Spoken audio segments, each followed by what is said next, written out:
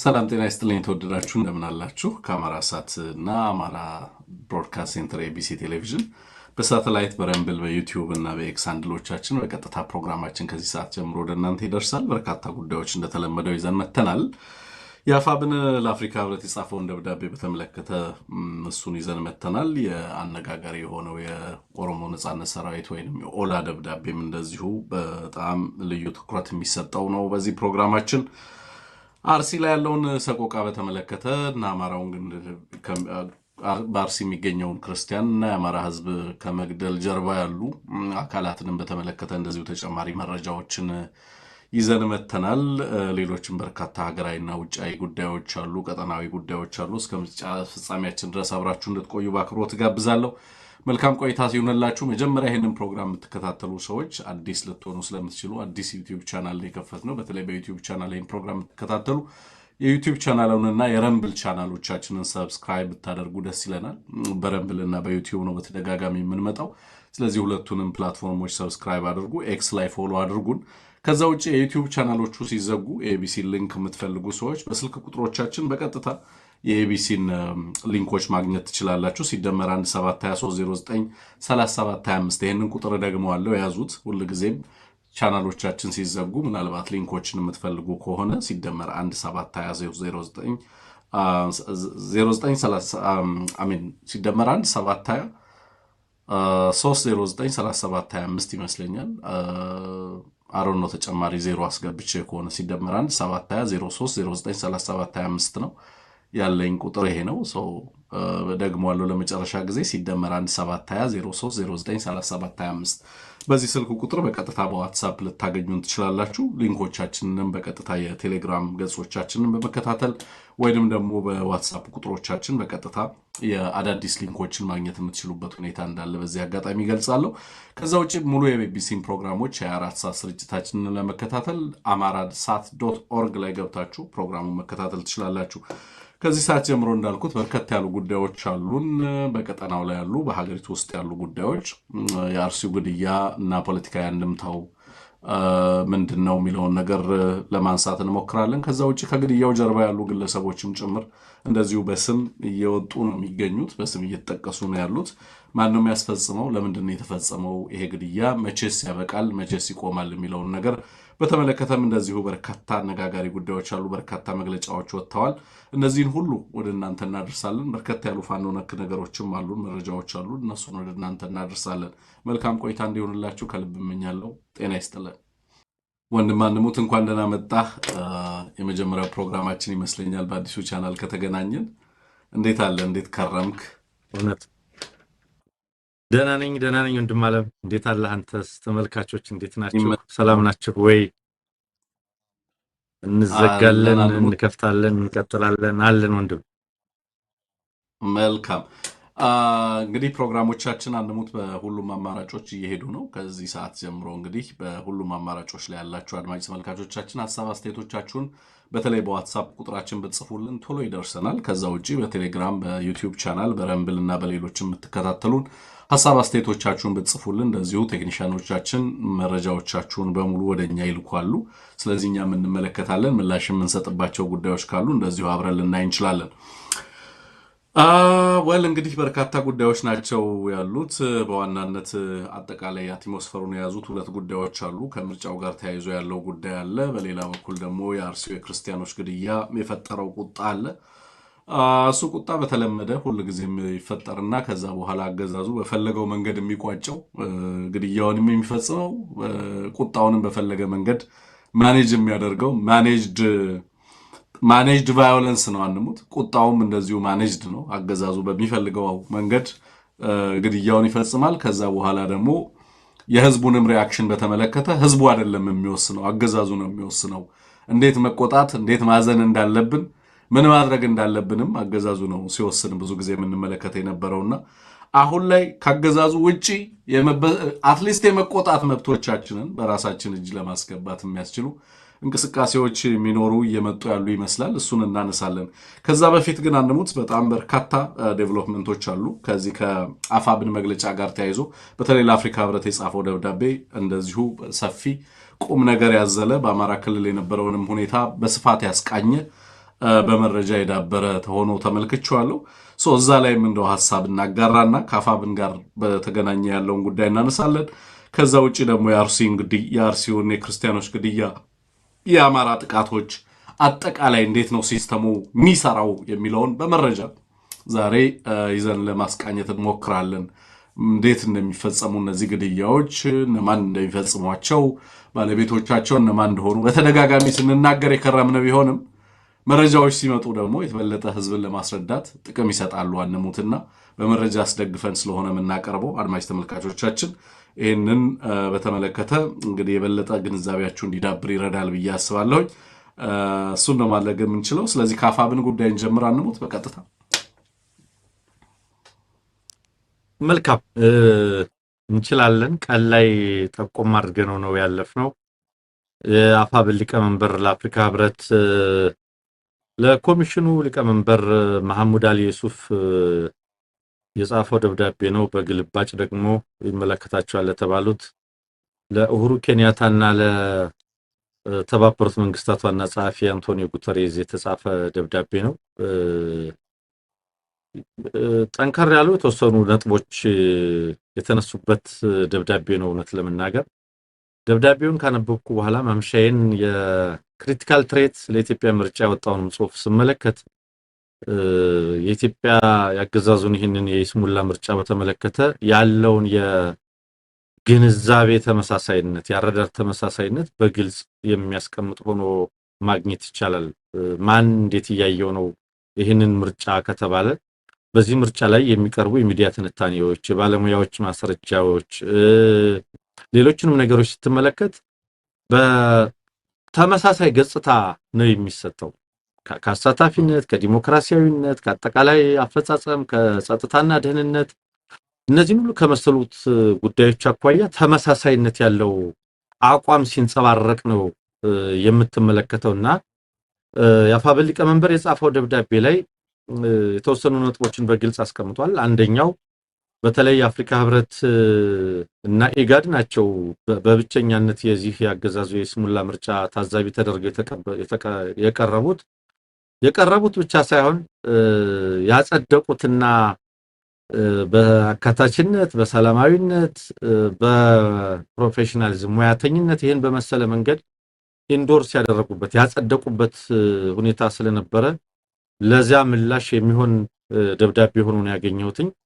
አንደኛው በደብዳቤ የተነሳው ነገር በተለይ የህብረቱ ታዛቢዎች የሰጡት ድምዳሜ አህጉራዊ መርሆችን ይጥሳል የሚል ነው።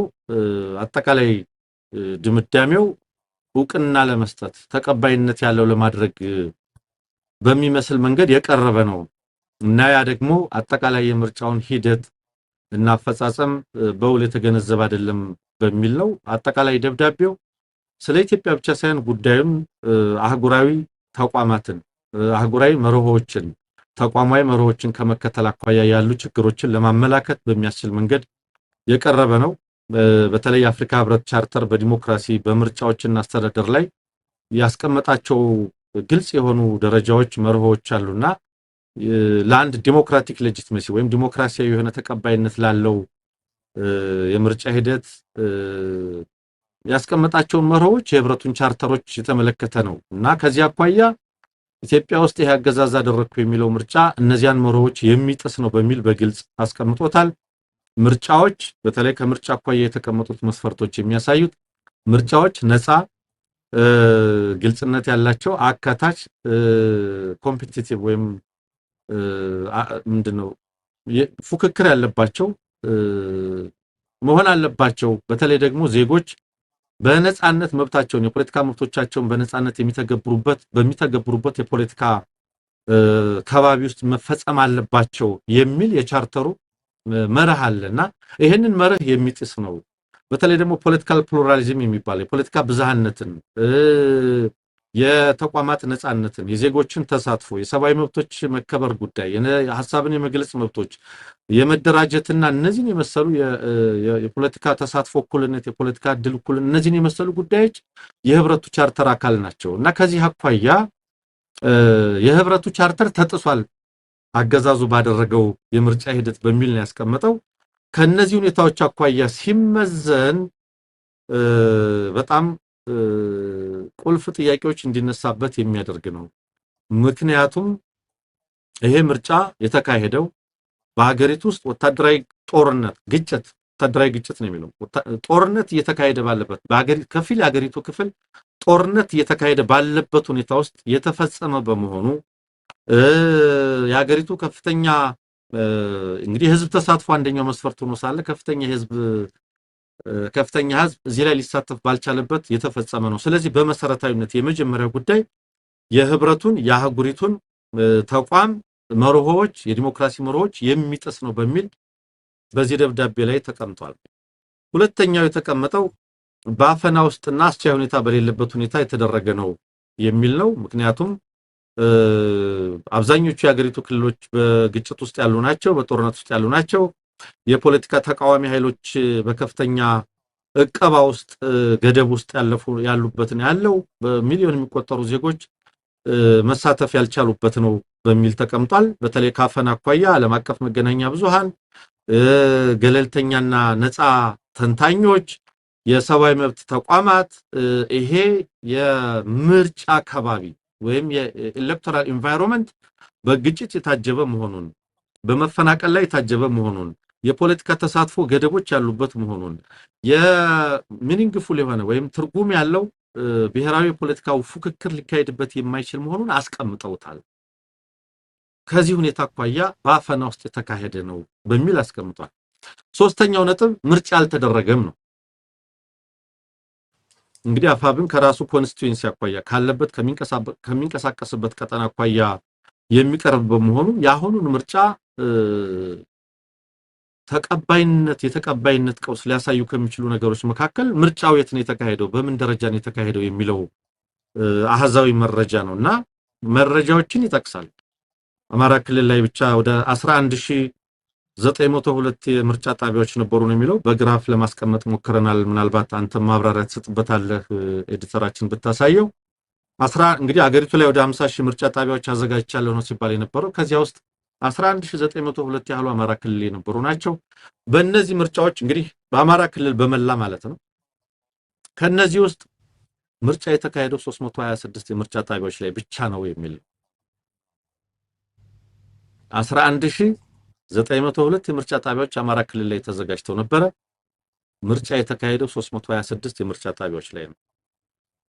ይሄንን በመቶኛ አስልቶ ያስቀምጠዋል። ወደ 2.7 በመቶ ማለት ነው።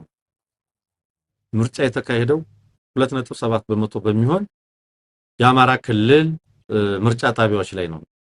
ሌላው ቢያንስ 11576 የምርጫ ጣቢያዎች ወይም 97.3 በመቶ የሚሸፍኑት ማለት ነው ምርጫ አልተካሄደባቸውም። ትርጉም ያለው ምርጫ አልተካሄደባቸውም ነው።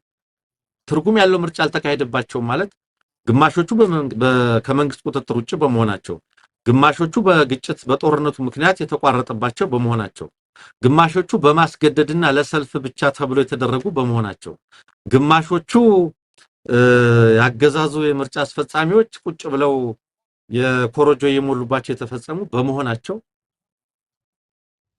ምርጫ ያልተካሄደባቸው 11576 የምርጫ ጣቢያዎች አሉ አማራ ክልል ላይ ነው። አንደኛ ቅድም እንዳልነው የህብረቱን መርሆች የዲሞክራሲና የምርጫ መርሆች ይጥሳል።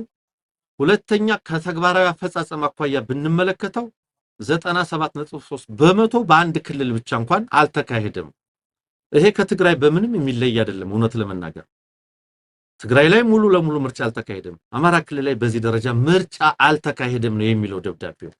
ይሄ ብቻ ሳይሆን በተመሳሳይ ቀን ምርጫው ይካሄዳል በሚባልበት ቀን በ146 ከተሞችና የአስተዳደር ማዕከላት ወይም በ100 አካባቢዎች ላይ ጦርነት እየተካሄደ ነው የነበረው። አማራ ክልል ላይ ብቻ 100 አካባቢዎች ላይ ጦርነት እየተካሄደ በአንድ አካባቢ ላይ 2-3 ጦርነት ሊሆን ይችላል። 146 ያለው ለዛ ነው። ይሄ በሆነበት ሁኔታ ነፃ ምርጫ፣ ዲሞክራሲያዊ ምርጫ፣ የህዝቦች ተሳትፎ የታየበት የብርሃኑ አዴሎ መስሪያ ቤት እንዳለው ደግሞ አካታችና አሳታፊ ምርጫ ተካሂዷል ሊባል የሚችል አይደለም በሚል በግልጽ አስቀምጧል። ስለዚህ እነዚህን አሃዞች ነው የሚለው ደብዳቤው። ለህብረቱ ኮሚሽን ሊቀመንበር የተጻፈው ደብዳቤ እነዚህ ብንቀበላቸውም ባንቀበላቸው ምርጫው መስተጓጎሉን የገጠመው መሰናክል ግን ተሳክቷል ወይም አካታች ነበረ ወይም አሳታፊ ነበረ ወይም ወካይ ነበረ ሪፕሬዘንታቲቭ ነበረ ብሎ ለማለት የሚቻል አይደለም። ይሄ ጉዳይ ብቻውን ትልቅ ስጋት ሆኖ ሊቀርብ ይገባው የነበረ ነው። ስለዚህ በዚህ ደረጃ አስቀምጦታል። ሌላኛው ነጥብ ምንድነው? በዚህ ደብዳቤ ላይ የተገለጸው አንድን ልከኛ የዲሞክራሲ ፉክክር ዲሞክራቲክ ኮምፒቲሽን ለማካሄድ በማያስችል ፖለቲካዊ ከባቢ ውስጥ የተካሄደና ያንን የልከኛ ፖለቲካዊ ፉክክር ባህሪና መገለጫ ያጣ የምርጫ ሂደት ነው በሚል በደብዳቤው ተገልጿል። ምክንያቱም የፖለቲካ ከባቢው ምን አይነት ነው? የፖለቲካ ከባቢው የተቃዋሚ ፓርቲ መሪዎች፣ ጋዜጠኞች፣ የሲቪል አክቲቪስቶች፣ ሌሎች የገለልተኛ ድምጾች ኢንዲፔንደንት ቮይስስ እነሱ ሁሉ አፈና ተካሂዶባቸው ታግተው ታስረው ተገድበው የተካሄደ ፖለቲካዊ እንቅስቃሴ ነው። ሐሳብን የመግለጽ መብት በሙሉ የታገደበት። ስለዚህም ልከኛ የዲሞክራሲ ፉክክር ለማካሄድ በማያስችል ፖለቲካዊ ድባብ ወይም ያንን ያጣ የምርጫ ሂደት ነው ሲል የአፋብኃይል ሊቀመንበር አስቀምጦታል። ምርጫዎችን የሚለው በዚህ ደብዳቤ ላይ በምርጫ ጣቢያ ላይ በተከናወነ ክንውን በምርጫ ጣቢያም ከሆነ ይሄውና ሀዙ ነገር ግን አንድ ምርጫ የሚመዘነው ምርጫ ጣቢያ ውስጥ ላይ ባለ ክስተት ወይም ሰዎች ተሰልፈዋል ወረቀት አስገብተዋል ምናምን በሚል ብቻ አይደለም። አዲስ አበባ ሳይቀር የገብስ ነዶ ምረጡ እየተባሉ መራጮች በብልጽግና ካድሬዎች ጫና ይደረግ እንደነበረ በተጨባጭ እኛም ሲደርሱን የነበሩ መረጃዎች ሁሉ የሚያሳዩት ነው። ስለዚህ መሰረታዊ ጥያቄ አለ ነው የሚለው ደብዳቤው። ይሄ እንደዚህ ባለ ሁኔታ ውስጥ መሰረታዊ የሚባሉ ክልሎች ሁሉ ላይ ምርጫ ማድረግ ባልተቻለበት ሁኔታ ውስጥ ሚሊዮን ዜጎች ውጤታማ የሆነ ተሳትፎ ማድረግ ባልቻሉበትና በተገለሉበት ሁኔታ ውስጥ የሀገሪቱ ወሳኝ የሆኑ የሀገሪቱ ክፍሎች በዚህ ምርጫ ውስጥ ተሳታፊ ባልሆኑበትና በተገለሉበት መደበኛ የምርጫ ሂደት ተደርጓል ማለት ይቻላል ወይ እያለን ያለው። ይሄ ከሆነ የአፍሪካ ህብረት የዲሞክራሲ ቻርተር ተጥሷል ብቻ ሳይሆን ምርጫና አስተዳደር ትርጉማቸውን ያጣሉ ነው የሚለው በዚህ ደብዳቤ ላይ። ይሄንን ካነሳ በኋላ ሌሎች አንድምታዎችንም ይጠቁማል። አንደኛው አንድምታ የአፍሪካ ህብረት የምርጫ ታዛቢዎች ይሄንን ጉዳይ ውጤታማና ትክክል አድርገው ለመግለጽ መሞከራቸው ጉዳዩን ከኢትዮጵያ ውጭ በላይ ከኢትዮጵያ ባሻገር እንድንመለከተው የሚያስገድድ ነው ብሏል። ይሄ አህጉራዊ ተቋምን ከማመን አለማመን አህጉራዊ ተቋማት ለመሮዎች ከመገዛት አለመገዛት ጋር የሚያዝ እንዲህ ባለ ክስተት ውስጥ እንዲህ ባለ ኢንቫይሮንመንት ውስጥ የተደረገን ምርጫ ማጽደቅ ትክክል ሆኖ ሰክሰስፉል ነው ብሎ ሪፕሬዘንታቲቭ ነው ብሎ ማጽደቅ አንድምታው ተጽዕኖ ከኢትዮጵያ ባሻገር ነው። አህጉራዊ ተቋሞቻችን ምን ላይ ናቸው የሚለውን ሁሉ ጥያቄ ውስጥ የሚያስገባ ነው በሚል አስቀምጦታል። ስለዚህ የአፍሪካ ዲሞክራሲያዊ የወደፊት የዲሞክራሲ ጉዳይ በተቋሞቹ ፍላጎት ጥንካሬና አቅም ላይ የሚወሰን ነው። በተለይ ደግሞ ለመሪዎች በመገዛት ላይ ነው። ስለዚህ አፍሪካ ህብረት ይሄን ከማድረግ አኳያ ኃላፊነቱን አልተወጣም። በፍርሃት ምንድነው የሚለው? በፍርሃት ወይም በስጋት ወይም በሆነ ምክንያት ጫና ውስጥ በመውደቅ አህጉራዊ ተቋማት ኃላፊነታቸውን መሪዎቻቸው ሊጥሱና ሊዘነጉ አይገባም በሚል አስቀምጦታል። ስለዚህ ምንድነው የሚለው?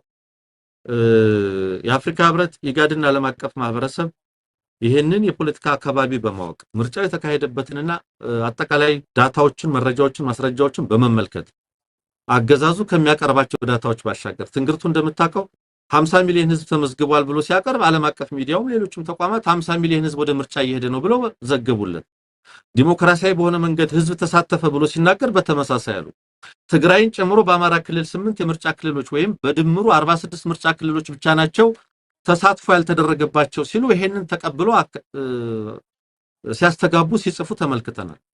በመሰረታዊነት ግን ምርጫው አፋብን ባወጣው ዳታ መረጃ መሰረት 2.7 በመቶ አካባቢ 326 ምርጫ ጣቢያዎች ላይ ሰዎችን አሰልፈ ፎቶ በማንሳት በክልሉ አሳታፊውን ምርጫ ተካሂዷል የሚል ፕሮፓጋንዳ ነው እየቀረበ ያለው። ስለዚህ ይሄንን የፖለቲካ ከባቢ ይሄንን አጠቃላይ የምርጫ ሂደትና አፈጻጸም በተመለከተ አፍሪካ ህብረትም ኢጋድም ዓለም አቀፉ ማህበረሰብም በአግባቡ ሊመረምሩት ይገባል የሚል ጥሪ ነው ያቀረበው። እንግዲህ ታሪክ ይፈርደናል ብሏል አፋብን በደብዳቤው። ታሪክ ይፈርደናል ምርጫዎችን በማጽደቅ ሳይሆን በተለይ ዲሞክራሲን በመከላከል ረገድ በሚኖረን ታማኝነት ዲሞክራሲን ለመጠበቅ ለመከላከል ለመጠበቅ በሚኖረን ዝግጁነት ልክ ነው ታሪክ የሚፈርደን ሲል አስቀምጦታል ማለት ነው። አመሰግናለሁ ወንድም ማለት ነው። እሺ አንሙት እኔም እንዳልከው ደብዳቤውን በአንተ ባየኸው ዲቴል ነው የተመለከትኩት። በይዘት በጣም ጠንካራ ይዘቶችን ያስተጋባ ነው። ተቋሙን በዋናነት ሁለት ነገሮችን ተመልክቼበታለሁ። አንደኛ አፋብን እንደ ተቋማዊ ኃላፊነቱንና ያለበትን ፖለቲካዊ ቁመና በኢትዮጵያ ፖለቲካዊ ሂደት ውስጥ በኢትዮጵያ ፖለቲካዊና ወታደራዊ ሁኔታ ውስጥ ወሳኝ ኃይል ሆኖ መምጣቱን የሚያሳይ ነው። በዋናነት በሀገሪቱ ውስጥ የተካሄደውን ምርጫ ኮንተስት እያደረገ ነው ያለው። ውጤቱ የአፍሪካ ህብረትም ሌሎችም ኢጋድን ጨምሮ ሌሎችም አካላት የትኛውንም አይነት ውጤት ይስጡት፣ ውጤቱ ግን ኮንተስትድ መሆኑን ማሳየት ነው ከአፋብን የሚጠበቀው። በዋናነት በአማራ ክልል ምርጫ እንዳልተካሄደ የተካሄደውን ምርጫ የአማራን የማይወክል የሆነ ፖሊንግ ስቴሽኑን በአሃዝ አስደግፎ በመረጃ አስደግፎ የአፍሪካ ህብረትን መርህ የሞገተ ነው። ይሄን ተቋም አፋብን ሲሞግት ይሄ መጀመሪያው አይደለም። ከዚህ በፊት ከፋኖ ጋር ድርድር ተደረገ በሚል ከአንድ ግለሰብ ጋር በሚደረግ ወይንም ከሁለት ከሶስት ግለሰቦች ጋር በሚደረግ ድርድር የአፍሪካ ህብረት ታዛቢዎች ተብለው በዛ አካባቢ ላይ ግለሰቦች እንዲገኙ ተደርጎ ከኢጋድና ከአፍሪካ ህብረት በቀጥታ ኢትዮጵያ ውስጥ ያለውን የውስጥ የፖለቲካ ቀውስ ኢንስትሩመንትስ ኦፍ ማኒፑሌሽን ወይንም ደግሞ የአንድን ማህበረሰብ እና በማህበረሰብ ላይ የሚደርስን ጥቃት በመከላከል ረገድ ያገዛዙ ምርኩዝ በመሆን እያገለገለ ያለው ተቋም መሆኑ የተሞገተ ነው አንሙት ከዚህ በፊት። እንደውም በዚህ ደብዳቤ ያንን ማስታወሱላ ተገቢ ነበር ብዬ አምናለሁ። ከዚህ በፊት ህብረቱ በሰላምና በድርድር የአማራ ክልል ችግር በሰላማዊ ድርድር ተፈቶ ነበር የሚል ነገሮችን አስተጋብቶ የነበረ መሆኑን እስካሁንም ድረስ ግን አገዛዙ ምርጫ ለማካሄድ እንኳን አካባቢው ላይ ቁጥጥር የሌለው መሆኑንና ከዚህ በፊትም የተገኙበት ስፍራ ትክክለኛ ስፍራ ያለው ነበረ መሆኑን በዚህ ደብዳቤ ላይ አስታውሶ መጀመር ተገቢ ነው ብዬ ነው የማስበው። ለአማራ በጣም በጣም በጣም ወሳኝ ጉዳዮች ናቸው አንሙት። ህብረቱ እየተገኘባቸው ያሉ ጉዳዮች የህዝባችን የህልውና ጉዳዮች ናቸው። መሰረታዊ ድርድር ባልተካሄደባቸው የአማራን ህዝብ ከሚያታግሉ ተቋማት ጋር ባልተደረጉ ውይይቶችና ምክክሮች የአፍሪካ ህብረት ተገኝቼ የአማራን ህዝብ ጥያቄዎች የሚፈቱ ድርድሮችና ሽምግልናዎች ሲካሄዱ ታዝቤያለሁ ብሎ በአማራ ህዝብ ላይ ክህደት ፈጽሟል። ያን እንደ ተራ ክህደት አልወስደውም። ምን ያንሙት በየዕለቱ ስናስታውሰው የምንኖረው ልንዘግበው ልንመዘግበው ልንጽፍበት የሚገባ ከህብረቱ ጋር በሚኖረን ግንኙነት ሁሌም ልንጠቅሰው ልናነሳው የሚገባ ያንን እንዳረሳን ካስታወስን በኋላ አሁን ደግሞ ህዝባችን በጦርነት ውስጥ ሆኖ በሌለበት ምርጫ እንዳለ ተደርጎ አብይ አህመድ ያካሄደውን ምርጫ የአፍሪካ ህብረትን ፍላጎት የሚያሟላ ስታንዳርድስ ሚት የሚያደርግ ምርጫ ተደርጎ እውቅና እንዲያገኝ ለማድረግ ህብረቱ የሄደበት ርቀት ሌላ በህዝባችን ላይ የተፈጸመ ክህደት ነው።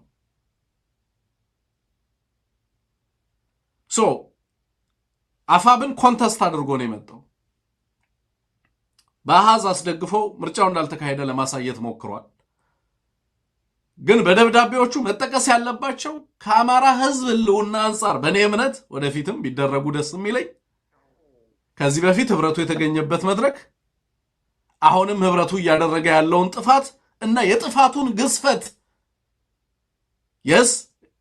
የቻርተሩን ፕሪንሲፕል ለዲሞክራሲ ካለው እና ከተቋቋመበት ዓላማ አንጻር በአፍሪካ ውስጥ ዲሞክራሲያዊ ምርጫዎች እንዲኖሩ በማድረግ ረገድ ሊወጣ የሚገባውን ሚና ከማስገንዘብን ባሻገር አንሙት በአንድ ህዝብ ህልውና ላይ አውቆትም ይሁን ሳያውቅ እያደረገ ያለው ነገር ምን በህዝባችን ላይ ያስከተለ እንዳለ ለማሳየት የሚያስችል እድል ያለ መሆኑን በዚህ አጋጣሚ ለማንሳት ነው። ወደፊትም ከዚህ ህብረት ጋር በሚደረጉ በነገራችን ላይ አፋብን የሚጠበቅበትን አድርጓል። ምንድነው ያደረገው? ኢሌክሽን ሪዛልቱን ኮንተስት አድርጓል። በአሃዝ ሞግቷል። የሚጠበቅበትን አድርጓል።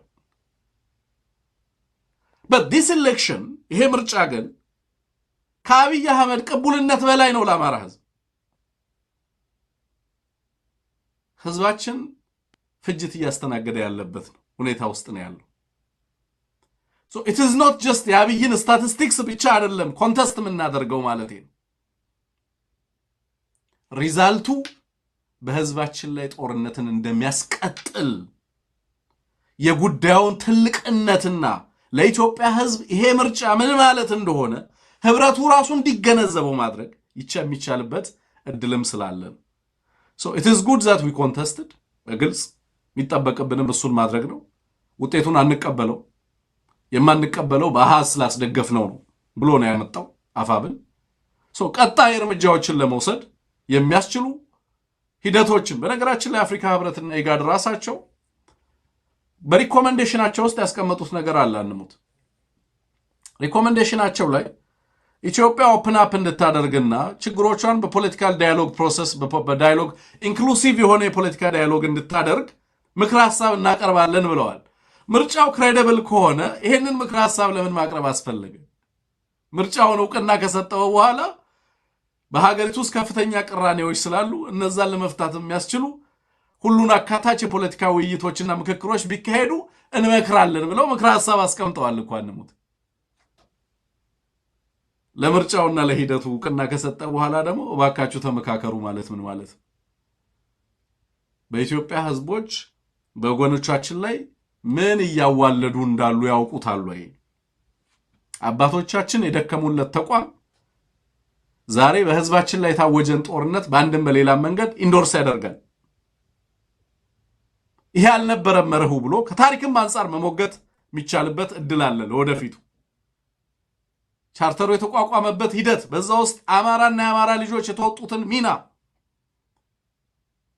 ማሳየትም ይቻላል። ኢትዮጵያውያን የተወጡትንም ሚና ማሳየት ይቻላል። ለወደፊቱ እነዚህ ነገሮች ታሳቢ ተደርገው ቢካተቱበት ጥሩ ነው ብዬ ነው ማስበው። ሌላው አንሙት ህብረቱ የተሞገተበት በአፋብን ደብዳቤ የተሞገተበት ልክ ህብረቱ በቀጣይ ኢትዮጵያ ውስጥ በሚኖሩ የፖለቲካ ሂደቶችና በሌሎችም ቀጠናው ላይ ባሉ ሀገራት ውስጥ በሚኖረው ሚና ዙሪያ ህብረቱ ላይ እምነት እንዳይጣል የሚያደርግም ጭምር ነው። ያንንም ሪፑቴሽን ወደፊት የሚኖረውን ሚና የሜዲዬሽን ሮል ልትለው ትችላለህ። የአርቢትሬሽን ሌሎችም ሮሎች ሊኖሩት ይችላሉ። በእነዛ ሂደቶች ውስጥ የሚኖረውን ሚናም ሙሉ ለሙሉ አልተገነዘበም ህብረቱ። በነገራችን ላይ እየፈጸመ ያለው ውድመት ራሱን ተቋሙንና የተቋሙንም ክሬዲቢሊቲ ጭምር በኢትዮጵያና ከኢትዮጵያ ህዝብ ጋር የሚኖረውንም ኢትዮጵያ እንደ ህብረቱ መቀመጫነቷም አንሙት በዚች ሀገር ላይ ያለው ጉዳይ ምን ያህል ሴንሲቲቭ መሆኑን ከአብይ አህመድ ይልቅ ህብረቱ ኢትዮጵያ ውስጥ ምን እየተካሄደ እንዳለ ከማንም በተሻለ ዕውቀት ሊኖረው ይገባ ነበር። አዲስ አበባ እንደመቀመጡ ምን እየተካሄደ እንዳለ በአዲስ አበባ ዙሪያ ላይ ወጥቶ መስማትና መጠየቅ እኮ ይችላል። ዛሬ አዲስ አበባ ውስጥና በአዲስ አበባ ዙሪያ ምን እየተካሄደ እንዳለ ህብረቱ መረጃ አለው አይደለምና በሌሎቹ የሀገሪቱ አካባቢዎች ቀርቶ ባይተዋር ለሆነ ተቋም አይደለም እያወራን ያለ ነው። አዲስ አበባ ላይ መቀመጫውን ያደረገ ተቋም በታሪክ አጋጣሚ የህብረቱ ዋና ጸሐፊ ጅቡቲያዊ ናቸው። ጅቡቲያውያን ደግሞ ኢትዮጵያ ውስጥ ምን እየተደረገ እንዳለ ኮሚሽነሩ ምን እየተደረገ እንዳለ የሚያውቁ ናቸው። አሁንም በአድ አይደሉም፣ እሳቸውም ጭምር ኬንያታም በአድ አይደሉም። ምን እየተካሄደ እንዳለ በሀገሪቱ ውስጥ በአማራ ክልል ላይ ምን እየተካሄደ እንዳለ በትግራይ ምን አይነት ሁኔታ እንዳለ ሳይገነዘቡ ቀርተው አይደለም። እነዚህ ሁሉ ሂደቶች በዚህ ሂደት ውስጥ እንደዚህ አይነት አሳፋሪ ፖዚሽን ይዞ መገኘት ህብረቱ ወደፊት በቀጠናው ላይ የሚኖረው ሚና በኢትዮጵያ ፖለቲካ ውስጥ የሚኖረው ሚና ህብረቱ በአዲስ አበባ ከተማ ላይ እና በቀጣይ በአህጉሩ ላይ የሚኖረውን ሚናም እንደዚሁ በከፍተኛ ደረጃ የጎዳ ነው። አፋብን ግን በዚህ ሂደት ውስጥ ቀጣይ ፖለቲካዊ አቅጣጫዎችን ለመቀየስ የሚያስችሉ በመረጃ የዳበሩ አስደንጋጭ አሃዝ ነው ያቀረበው። ባይዘወይ አፋብን አንሙት፣ እኛ ራሳችን ከምንገምተው በላይ የሚያስደነግጥ አሃዝ ነው ያቀረበው። ኮምፕሊትሊ አማራ ክልል ምርጫው አልተካሄደም ማለት በሚያስችል ደረጃ 97.3% of the entire population የአማራ ህዝብ አልመረጠም ማለት ምን ማለት ነው? አንሙት። ኦልሞስት ምርጫ አልተካሄደም ማለት ነው። ኦልሞስት ምርጫ አልተካሄደም ማለት ነው። ይሄ በግልጽ ሌሎች የፖለቲካ አቅጣጫዎች እንዲቀመጡ ሌሎች የፖለቲካ ሂደቶች ውስጥ እንዲገባ የሚያስገድዱ እንደሆኑ በግልጽ የምትመለከታቸው ናቸው። በአስቸኳይ ጊዜ አዋጅ ውስጥ ሆነን በጦርነት ሁኔታ ውስጥ ሆነን እየተካሄደ ያለ ከህዝብ ላይ የተዘረፈ የድምፅ አሰጣጥ ሂደት ከመሆኑን ባሻገር ለአማራ ትርጉሙ it is not about polling ለአማራ ድምፅ መስጠት አይደለም። ይሄ ምርጫ ማለት ጦርነት ማለት ነው። ውጤቱ ማለት እልቂትን የዘር ፍጅትን ማስቀጠል ማለት ነው። አንሙት። ለኛ ደግሞ ቁጥር አይደለም። ገባ እንትና የኢዜማ ተወካይ ተመረጠ፣ የእንትን ተወካይ አልተመረጠችም፣ የድምፅ መጭበርበር አለ፣ ታዛቢዎች 5 የተበላሹ ካርዶችን ከተቱ አወጡ። የኛ ጉዳይ እሱ አይደለም። for us it is not even about the election. for us it is about our survival. ስለ ህዝባችን መቀጠል ነው እኛ የምናወራው።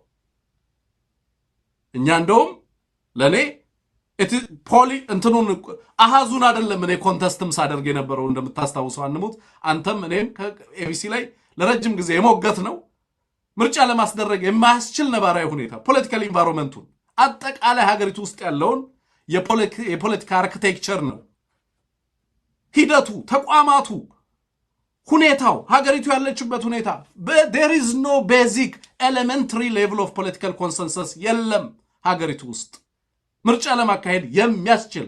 ስለዚህ ለማካሄድ የሚያስችል ትረስት ከሌለ ውጤቱ ላይ አናወራም ነው። ውጤቱ ምንም ነው። ምክንያቱም ምርጫ ለማስካሄድ የሚያስችል ፖለቲካዊ አውድ የለም ሀገሪቱ ውስጥ። አብረን እንቀጥላለን አንቀጥልም እኮ ነው የሀገሪቱ ፈተና። አንሙት። እንደ ህዝብ እንቀጥላለን ወይስ አብረን አንቀጥልም? የሀገሪቱ ቀጣይ ጣፈንታ ምንድነው ነው የህዝቡ እኮ የሚያስጨንቀው ጉዳይ ነበር። ለኛ እንዳልኩ ምርጫው ዴሞክራሲያዊ ነበር፣ አካታች ነበር፣ ኮምፒቲቲቭ ነበር የሚለው ራሱ ቢመለከተን ጉዳይ አይደለም። ለኛ ከመጀመሪያ from the very beginning የምርጫ ሂደት ለማስተካሄድ የሚያስችል ነባራዊ ሁኔታ በሀገሪቱ ውስጥ የለም። ጦርነት ውስጥ ያለች ሀገር ነች።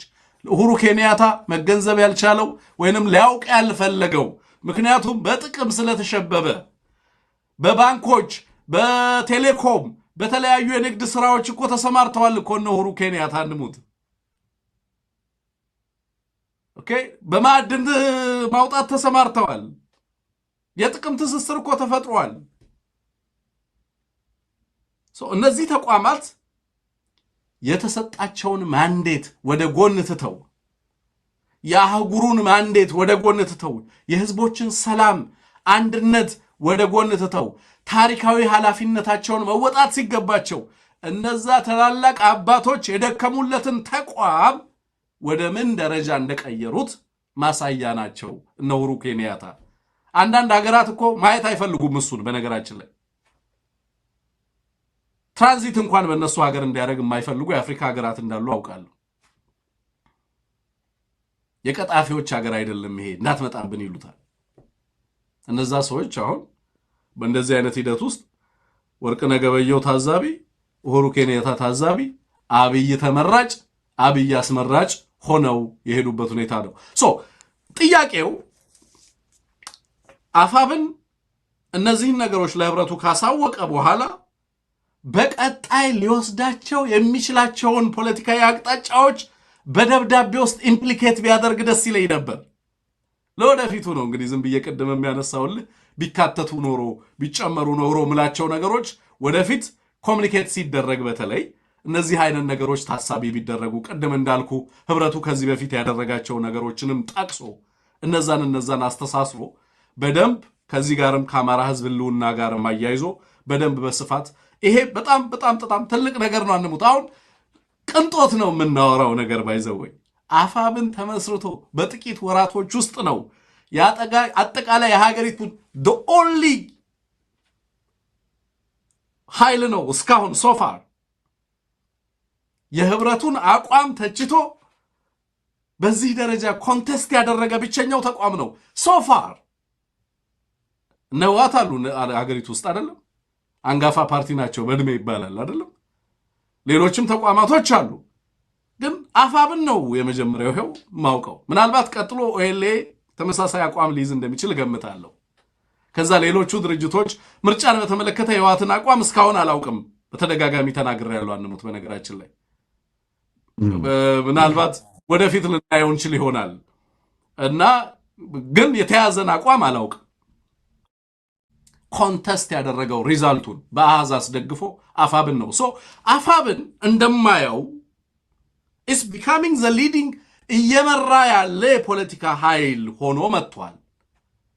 ሌሎችንም በዚህ ጉዳይ ላይ እያስተባበረ ኢትዮጵያውያን የጋራ አቋም እንዲይዙባቸው እየመራ እየመጣ እንዳለ ኃላፊነትን እየወሰደ እንደመጣ እንዳለ ትመለከታለ በብዙ መንገዶች።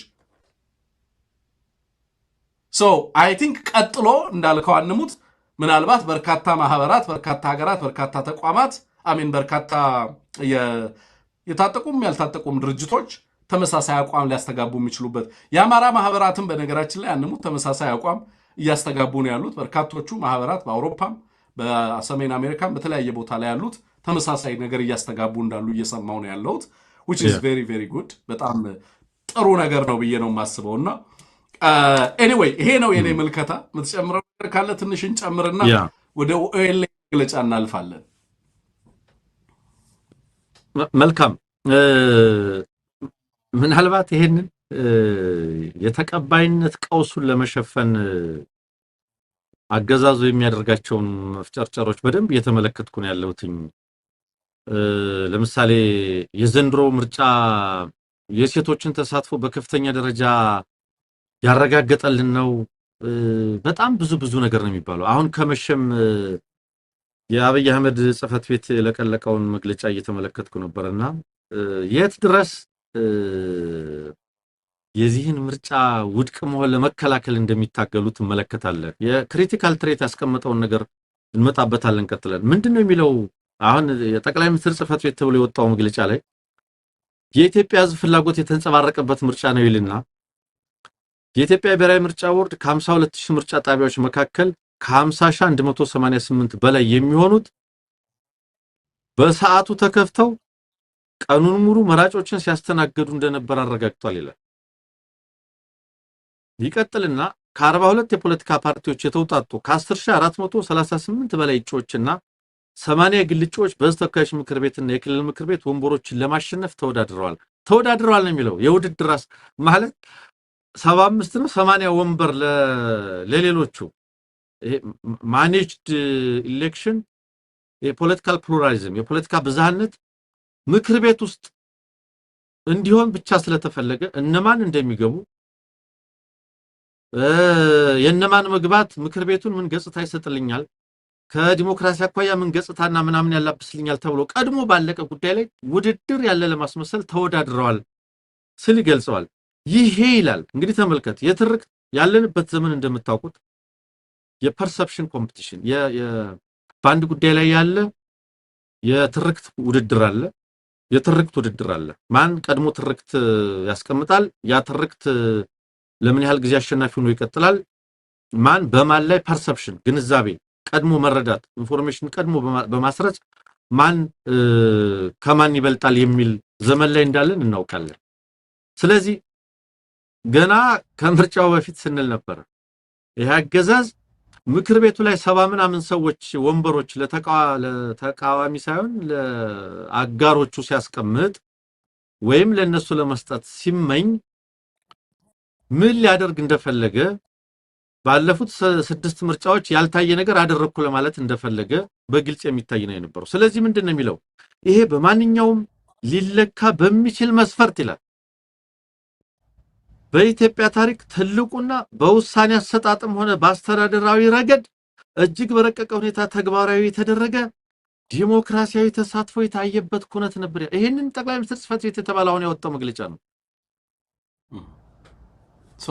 በኢትዮጵያ ታሪክ እኮ ነው የሚለው ከዚህ የተለየ ነገር ያወጣል አንሙት አይ የተለየ ነገር እንደማያወጣማ ገና ከምርጫ በፊት ስናወራ ነበር ይሄ አባባሉ ለምን ፍሩሽ እንደሚሆን ያፋብን መግለጫ ብቻ አይደለም የሚያረጋግጥልን ፋክቶቹ ሌላ ናቸው እሱ የሚጠቅሰው ሰብአዊ መብት ኮሚሽንን ነው የምርጫ ቦርድን ነው እሱ የሚጠቅሰው እዛው ዙሪያ ላይ ያሉ ተቋማትን ነው ስለዚህ በኢትዮጵያ ታሪክ ትልቁና በውሳኔ አሰጣጥም ሆነ በአስተዳደር በዛ በምርጫው ወቅት ሁለት ክልል መንገድ ተዘግቶ ሙሉ ቀን ከ100 በላይ ከ150 እና ከዚያ በላይ ውጊያዎች ሲካሄዱ በዋሉበት የኢትዮጵያ አንድ አካል የሆኑ ክልሎች ከምርጫ ውጪ በሆኑበት በኢትዮጵያ ታሪክ ትልቁና በውሳኔ አሰጣጥ ሆነ በአስተዳደራዊ ረገድ እጅግ በረቀቀ ሁኔታ ተግባራዊ የተደረገ ይላል እጅግ በረቀቀ ሁኔታ ተግባራዊ የተደረገ ነገር ካለ ክህደት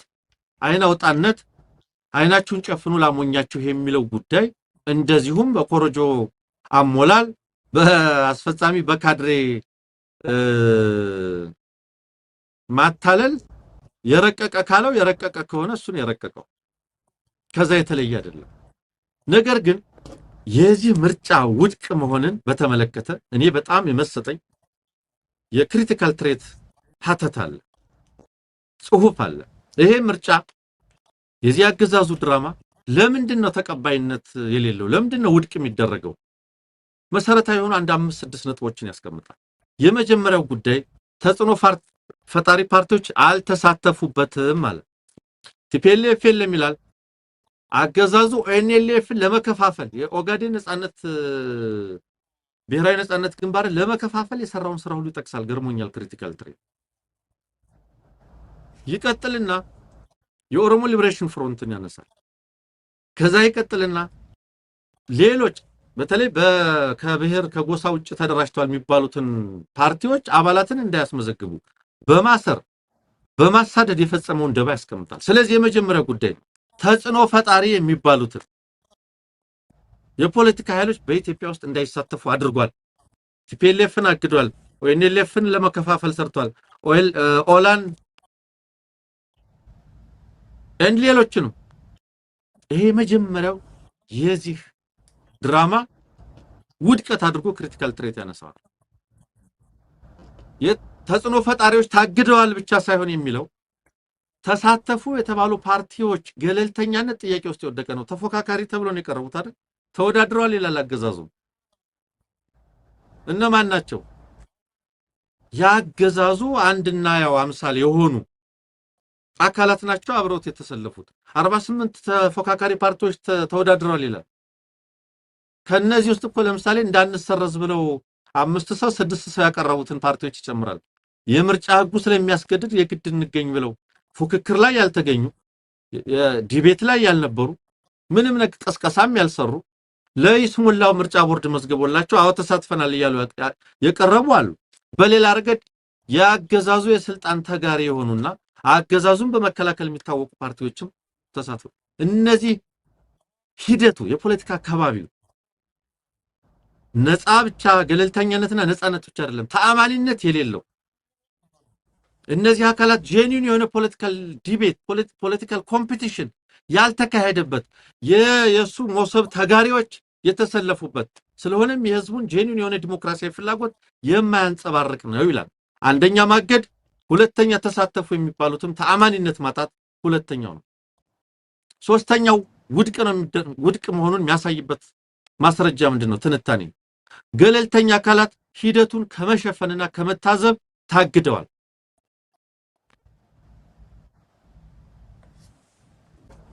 ብሔራዊ የሆኑ የዜና ለምሳሌ ዓለም አቀፍ የዜና አውታሮች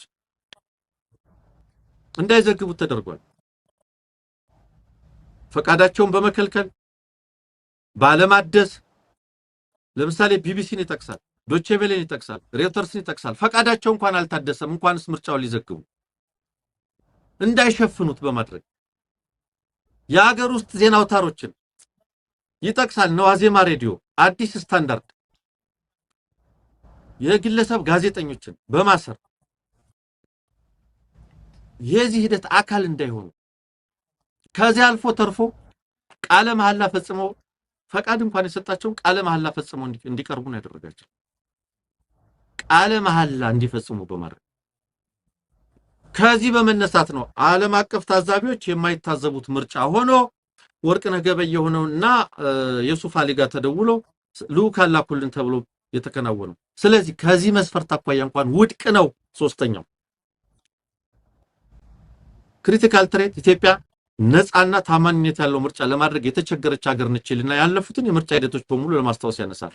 በተወሰነ ደረጃ ፉክክር ነበረበት የሚለው የ1997ቱን ምርጫ ነው። ያለፈውን ምርጫ እንኳን ይህ አገዛዝ እንዴት እንዳፈነ ይጠቅሰዋል።